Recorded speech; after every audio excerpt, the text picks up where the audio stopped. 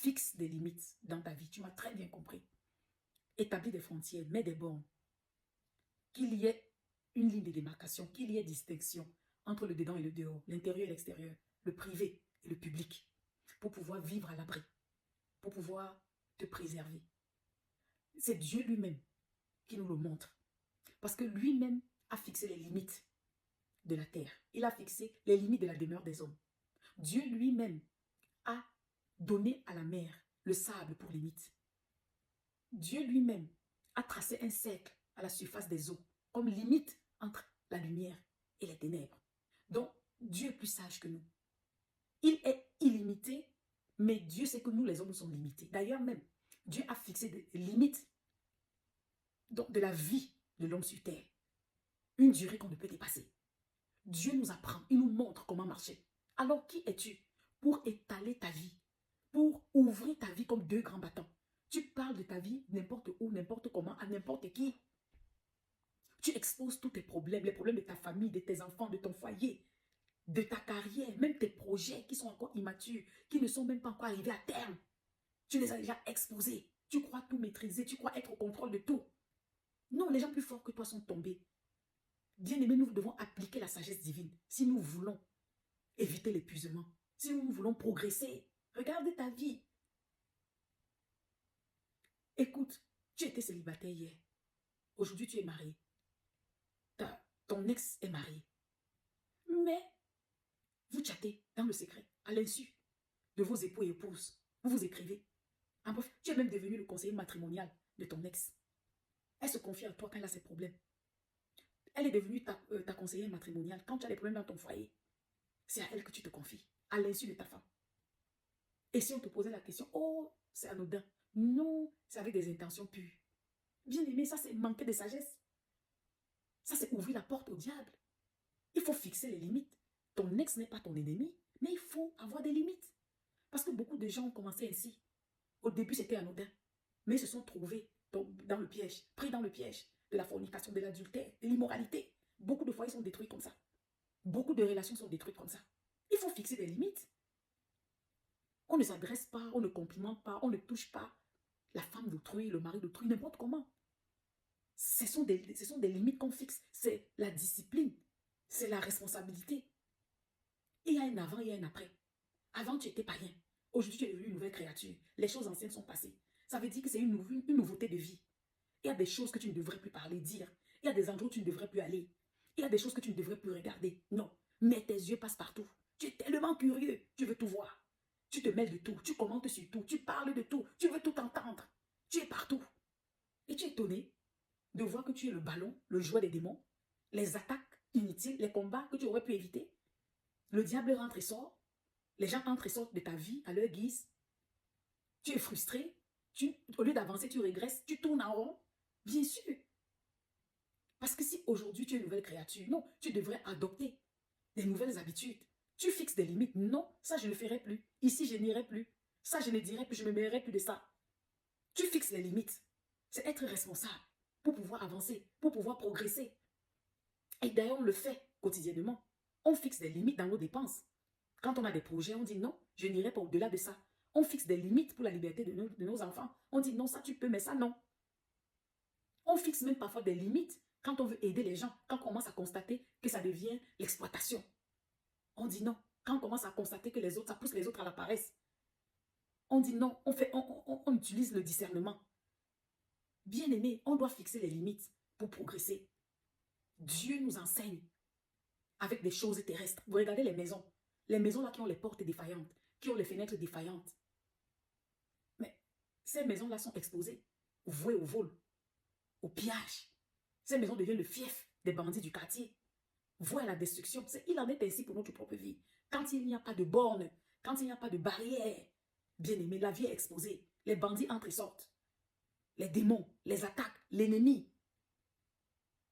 Donc Dieu nous enseigne les choses qu'on aurait pu éviter si on fermait tous les issues, toutes les portes d'entrée et de sortie, en élevant, en érigeant des barrières, des murs, des bornes.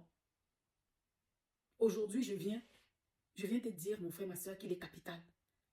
Si nous voulons progresser, aller de l'avant, nous devons fixer des limites. Regardez même dans les maisons, bien aimés, nous voyons ces petites frontières. Nous voyons ces limites-là, ces démarcations que nous appelons murs, qui séparent la salle de séjour de la cuisine, de la chambre à coucher. Parce qu'il y a des gens que nous recevons dans nos maisons et leur place est limitée au salon, à la salle de séjour. Après quoi, bye bye. Mais il y a des gens à qui on permet de rentrer même jusqu'à dans nos cuisines, aller même jusqu'à dans notre chambre à coucher. Mais on ne le fait pas avec tout le monde. Mais toi, tu ouvres ta vie, tu exposes ta vie à tout le monde. Non. Il y a des gens à qui on dit toujours, ça va, tu vas bien, ça va très bien, même quand tout va mal. Même quand on n'a pas mangé depuis le matin, on dit tout va bien. Parce qu'on n'expose pas ses problèmes à n'importe qui. Il y a des limites, il y a des barrières, des frontières, des bornes qu'on fixe, qu'on met pour pouvoir aller de l'avant, pour pouvoir être focalisé. Bien aimé, vous croyez que ces maisons-là que les gens bâtissent, ces belles maisons, grandes maisons que nous voyons, grandioses, gigantesques, avec des barrières colossales, des murs, des rideaux, c'est pourquoi? C'est pour être à l'abri. C'est pour se protéger du soleil, de la pluie, pour être préservé, caché des intempéries, mais aussi c'est pour être protégé de votre regard, vous là. Parce que ces gens-là savent que si vous les regardez, vous les voyez, vous les épiez, c'est pour éviter que vous les espionniez, vous guettez dans leur vie. Parce que si vous voyez leur nudité, vous irez exposer. Vous allez filmer, allez mettre sur les réseaux sociaux. Si vous voyez leur faiblesse, vous irez exposer. Si vous écoutez leurs secrets, vous irez exposer. Voilà pourquoi ils sont là, ils y mettent les bornes pour pouvoir fuir votre regard. Parce que si vous les voyez bien manger, la jalousie va monter dans vos cœurs. L'envie, vous serez même prêt à les finir. Donc, ils sont là, ils érigent ces barrières-là pour vivre leur confort, pour parler de leurs projets dans leur secret, dans leur intimité, à l'abri de votre regard, pour pouvoir être à l'aise, être épanoui. Mais c'est ça. Quand on met les barrières, on fixe les limites, bien aimé, on est préservé. La Bible dit que l'homme sage, avisé, voit le danger de loin et se met à l'abri. Donc il fait une clôture, il se cache là-dedans pour éviter les problèmes. Dieu ne nous demande pas de fuir les gens, de suspecter les gens. Non, mais d'appliquer la sagesse divine. De savoir quand parler, quand se taire. De savoir ce qu'on peut publier et ce qu'on peut cacher. De savoir même quand on doit vraiment rendre public et quand on doit laisser encore la chose dans le secret. Dieu nous demande de faire usage de notre sagesse. Et je veux finir en vous disant, bien aimé, que mettre la barrière, établir les bornes, fixer, mettre les limites de protection, c'est avoir Jésus-Christ comme Seigneur et Sauveur. Parce que c'est lui qui devient notre tour de garde, notre haute retraite. C'est lui. C'est lui qui nous protège quand on est caché en lui. C'est ce que déclare la parole de Dieu. Alors, on est à l'abri de l'ennemi. Parce que c'est lui qui nous protège. C'est lui qui veille sur nous. C'est lui qui nous recouvre de ses ailes. Parce que Dieu fixe les limites pour nous apprendre. Il met les bornes pour nous apprendre. Que si nous voulons progresser, nous devons nous aussi fixer des limites. Dire que voilà, ce jour, je le consacre à mon Dieu. Non, je refuse. Je fixe des limites. Je ne ferai pas ça tel jour. Mais je le consacrerai à Dieu. À partir de telle heure, alors j'aurai le temps avec mon Dieu.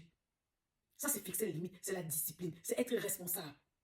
Parce qu'on sait que pour pouvoir arriver, pour parvenir, pour avoir cette intimité avec notre Dieu, pour pouvoir écouter sa voix, discerner, marcher dans sa voix, il nous faut créer du temps. Et ce temps-là, il faut fixer des limites.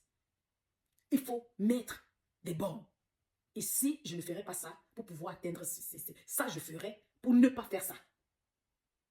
Donc je t'encourage aujourd'hui, toi qui m'écoutes, à fixer les limites, à mettre les bornes, faire une clôture. Et cette clôture, c'est Jésus-Christ de Nazareth. Quand c'est lui qui te protège, tu es à l'abri des regards, à l'abri des démons, à l'abri des attaques. Tu es à l'abri de l'ennemi. Et quand tu fixes des limites dans ta vie, bien-aimé, tu vas de l'avant.